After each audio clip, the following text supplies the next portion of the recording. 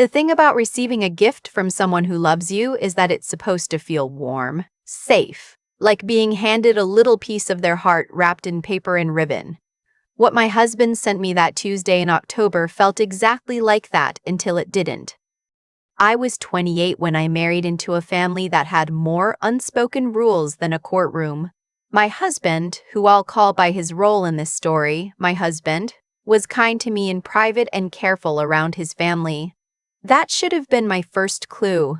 But I was in love, the way you're in love when you're young enough to mistake silence for peace. We had been married for just under a year when he took a contract position in Calgary. He was an architect and the firm needed him there for 6 weeks. I stayed behind in our apartment in Hamilton, Ontario, working my shifts at the dental office where I was a hygienist, trying not to count the days on the calendar too obviously. His family lived 40 minutes away. His mother, his younger sister, and his father, who mostly kept to himself in his workshop.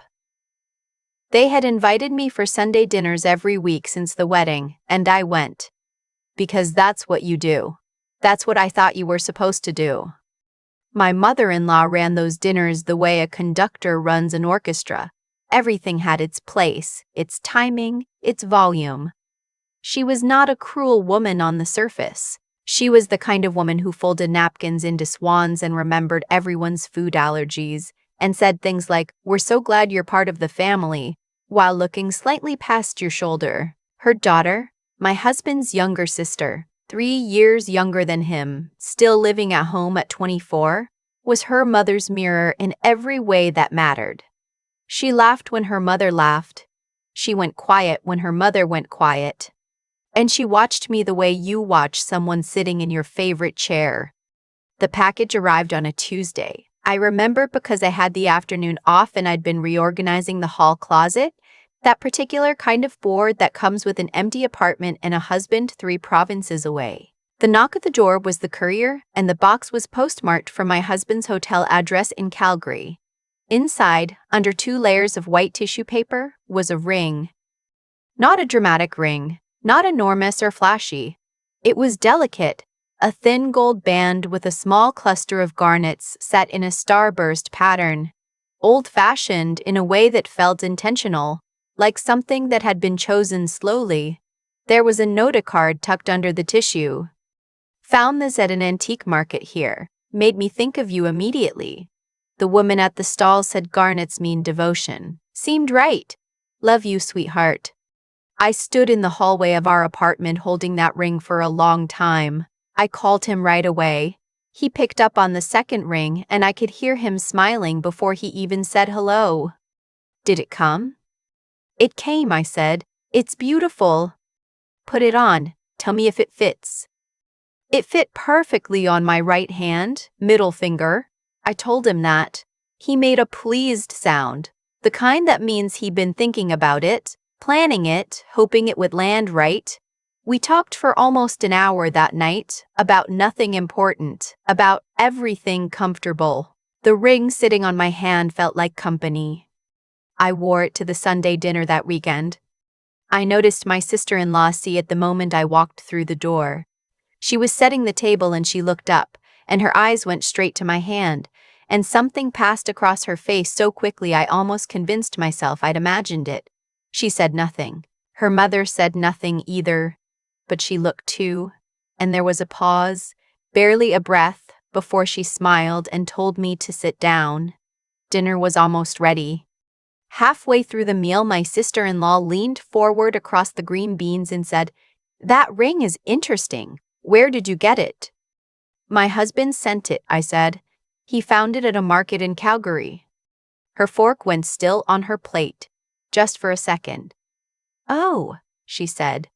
That was all. Just, "Oh." But the way she said it made the hair on my arm stand up. After dinner, while I was in the kitchen helping clear plates, my mother-in-law came and stood beside me at the counter. Not close enough to be obviously intrusive, just present in that particular way she had. She said very quietly, "That's a lovely ring, dear. My husband's grandmother had one very similar." I didn't know what to say to that. I thanked her and kept rinsing plates. On the drive home, I told myself I was being oversensitive. It was a ring from an antique market. Lots of rings look alike. The following Sunday, I forgot to wear it. I'd left it on the bathroom counter when I washed my hands and walked out without thinking. I didn't realize until I was already on the highway. I almost turned back, but it seemed like an overreaction over a piece of jewelry, so I kept driving. The dinner was quieter than usual. My sister-in-law seemed distracted. My mother-in-law was more attentive to me than normal, refilling my water glass, asking about my job, asking about Hamilton. She'd never asked about Hamilton before. I remember thinking she seemed almost relieved, and I didn't understand why. 2 weeks later, my husband's contract got extended another 4 weeks. I cried in the bathroom at work the next day, which was embarrassing, and then pulled myself together and got through 3 cleanings and a set of x-rays and drove home in the gray November drizzle, feeling the particular loneliness of being a newlywed whose husband is away. Sunday dinners continued. I kept wearing the ring. I told myself the strangeness I felt in that house was just the discomfort of not quite belonging yet. I told myself it took time. I told myself a lot of things. Then came the Sunday where everything shifted. I arrived a little late. Traffic on the highway had been terrible, an accident near the exit.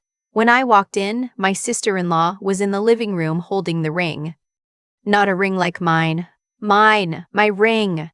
My right hand went instinctively to my middle finger and found it bare, and for a moment my brain simply refused to process what I was seeing.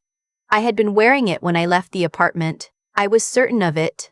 I remembered looking at it in the car mirror at a red light, turning my hand in the November sunlight. "How did you?" I started. My mother-in-law appeared in the doorway between the kitchen and the living room.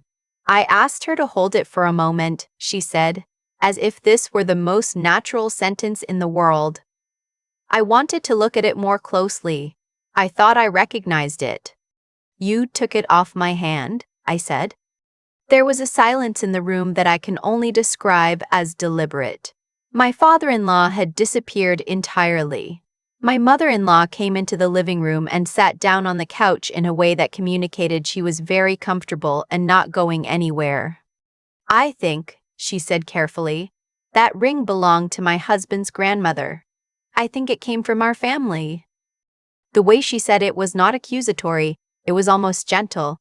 It was the kind of gentle that is actually a wall. "My husband bought it at an antique market in Calgary," I said. "He sent it to me as a gift." "I know that's what he told you." I looked at my sister-in-law, who was still holding the ring, her expression unreadable. "Can I have that back, please?" She looked at her mother. Her mother gave a very small nod, barely perceptible, and my sister-in-law closed her fingers around the ring. "I think we should talk to him first," my mother-in-law said, "before you take it back home. There's some history here that you might not be aware of." I sat down. I don't know why I sat down. I think my legs made the decision before my brain had caught up. I sat in the armchair across from the two of them, and I listened while my mother-in-law told me a story about her husband's family, an heirloom ring that had gone missing 20 years ago during an estate settlement, a garnet starburst pattern she would know anywhere. She was very convincing. She had details, dates, names, descriptions. She told the story the way someone tells a story they've told many times or practiced telling. I called my husband from the driveway before driving home. No ring on my finger. It was sitting in a small dish on their mantelpiece, just for safekeeping, just until we sort this out. He answered on the third ring, and I told him what had happened. There was a pause that lasted several seconds. "She said what?" he said. "That it was your grandmother's, that it went missing during an estate settlement. She has it, and she won't give it back until you confirm where you bought it." Another pause. When he spoke again, his voice was different. Not broken, not the way the story I'm telling you might make you expect. It was careful, like someone choosing their words around something sharp. "I'll call her," he said. "I want it back." She took it off my hand. "I know, I'll handle it. I'll call her tonight." He did call her. I know because she sent me a text that night that said only, "We'll sort this out properly. Don't worry." Which told me almost nothing and somehow everything. The next 3 weeks were very quiet. I stopped going to Sunday dinners. I told myself I was tired, which was true, and also that I needed space to figure out what I was feeling. I wore my wedding ring and the empty space on my right hand felt like a splinter. My husband and I talked every night, but we stopped talking about the ring after the second week. He would say things like, "I'm working on it," and "It's complicated," and I learned the shape of what he wasn't saying long before I learned what it actually was. Then he came home. He walked through the door of our apartment on a Friday evening in December with his luggage and his Calgary exhaustion, and he hugged me for a long time without saying anything. We ordered Thai food and sat on the couch and watched a film neither of us paid attention to.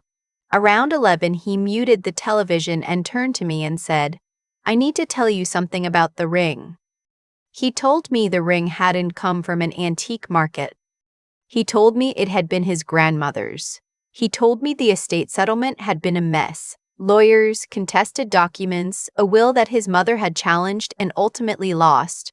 The ring had legally passed to his father, and when his father had quietly given it to him, the year before we got married, and told him, "Give it to someone who deserves it," his mother had not known. She had known the moment she saw it on my finger. I sat with that for a minute. "So she wasn't lying," I said. "About the ring belonging to the family, no. She wasn't lying about that. But you told me you found it at a market." He was quiet. "Why?" I asked. "Because I knew if I told you it was a family piece, she'd find out and she'd fight me on it. I wanted you to have it. My father wanted you to have it. I thought if it just arrived as a gift." He stopped. "I handled it badly." I thought about the way he'd said, "I'll handle it over the phone." I thought about 3 weeks of, "It's complicated." I thought about the dish on the mantelpiece where my ring was sitting. "What's going to happen to it?" I asked. "That's what I want to talk to you about." He'd been speaking to a lawyer, not about the ring specifically, but about the estate, the documents his father had signed, the transfer of certain personal items that had been recorded during the settlement process. The ring was documented. It had been properly transferred. His mother's claim had no legal basis. She had known this. That was why she hadn't pressed harder. She had taken the ring not because she thought she could keep it permanently, but because she wanted to know if my husband had it, wanted to confirm what his father had done. There was more, and that more took another hour to unpack. His father had spent years quietly redistributing pieces of his own estate while he was still alive, making sure certain things went to certain people before his mother could contest anything after he was gone. He was ill, had been ill for over a year, something my husband had known and not told me, and I felt the sting of that separately, filed it away to feel later. His father had been making careful, quiet preparations. The ring was one of them. I thought about the way my father-in-law always disappeared into his workshop. I thought about how my mother-in-law watched me across dinner tables with that expression I'd never been able to name. She hadn't been looking past me. She'd been watching me the way you watch something your husband values.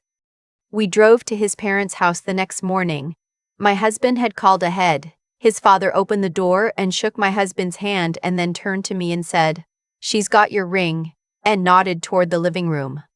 My mother-in-law was sitting on the couch. She had the ring in her hand. My sister-in-law was not there. The conversation that followed was not loud. It was the opposite of loud. My husband sat beside me and spoke very evenly and clearly, and his mother listened with the expression of someone who has already decided what they're going to do but is allowing the conversation to take place as a courtesy. At the end of it, she set the ring on the coffee table between us. "Your father gave it to you," she said to my husband. "That's the end of it then." "It is," he said. She looked at me for a moment. It was the first time she'd looked at me directly in months, and what I saw there was not warmth and not malice. It was something more complicated than either, like someone who has just watched a door close. I picked up the ring and put it on. She stood and went to the kitchen. My father-in-law caught my eye over her head and gave me a very small nod. Not an apology, more like an acknowledgement. You're still here. Good. My husband and I drove home mostly in silence. Not a heavy silence, a thoughtful one. The kind where two people are each sitting with their own version of what just happened, turning it over. That evening, I sat at the kitchen table while he made dinner, and I looked at the ring on my hand. The garnets caught the overhead light and scattered it in small, warm points across the table. I thought about his father in his workshop, slowly and quietly making sure the people he loved had what they were meant to have. I thought about how love sometimes doesn't look like what you expect. Sometimes it looks like paperwork and lawyers and a small ring wrapped in tissue paper and a note about devotion. My marriage got harder before it got easier, and that's the truth. There were more conversations that needed to happen, more things my husband had handled by not handling, more work to do around trust and honesty and what it actually means to let someone fully into your life. We did that work. We're still doing it, in the way you do. My father-in-law passed away the following spring. He had his workshop cleared out before he went, every tool sorted, every surface clean. He left a letter for each of his children and a separate letter for me. It was short. It said that he hoped I'd understood what the ring meant when he gave it to his son to give to me, that it had always been meant for someone who would stand steady, that he was glad to have seen it on my hand. I have it in the drawer with our important documents now, the ring I still wear every day. My mother-in-law and I do not have Sunday dinners anymore. We have occasional lunches, just the two of us at a diner in her town, and we talk about things that are real without being everything. It isn't warmth exactly. It's something more hard-won than warmth. I think for now, that's enough. The gift that started all of it is still on my right hand. Some days it feels like exactly what his father intended it to be, a small, quiet act of devotion passed forward. Some days it feels like evidence that the things we carry from our families are never as simple as they look on the surface. Most days it feels like both. I think about my father-in-law a lot, even now. A quiet man who spent his final years in a workshop, sorting and giving away the things he loved most, making sure they landed in the right hands before he no longer could. He didn't make speeches about it.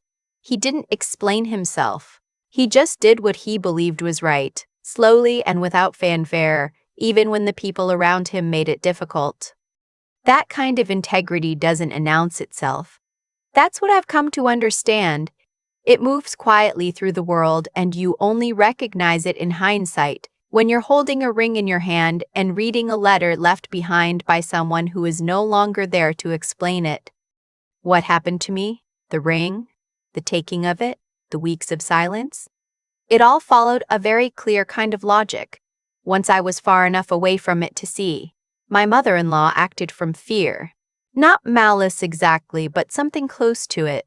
The fear of losing control over something she felt she was owed. And that fear made her reach for something that wasn't hers to reach for. The consequence of that wasn't punishment delivered from the outside. It was simply the natural end of her own choices, a door closing, as she herself said. A relationship that now exists in careful lunches instead of Sunday dinners. That's not cruelty.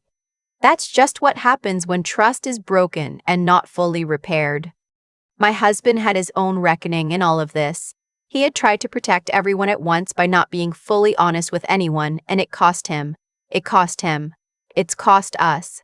There's no shortcut around that kind of thing. I've learned that the harder version of honesty, the one where you say the difficult true thing instead of the comfortable almost thing, is always worth it in the end, even when it makes the moment harder, especially then. And I think about who I had to be through all of it, not a victim waiting to be vindicated, not someone who unraveled under pressure or walked out the door the moment things got complicated. I stayed and I asked questions and I sat with uncertainty for weeks without letting it turn me into someone I didn't want to be. That's not nothing. It took something real to hold steady through that. Not stubbornness, but something more deliberate. A choice made quietly every day to keep going with my eyes open. The ring is on my hand right now as I write this. The garnets still scatter light across whatever surface I'm near. I don't think of it as a prize or a victory. I think of it as a responsibility. To be the kind of person who deserved to receive it in the first place. To keep being that person. My father-in-law saw something in me before I'd fully seen it in myself. That might be the most generous thing anyone has ever done for me. I hope I'm living up to it.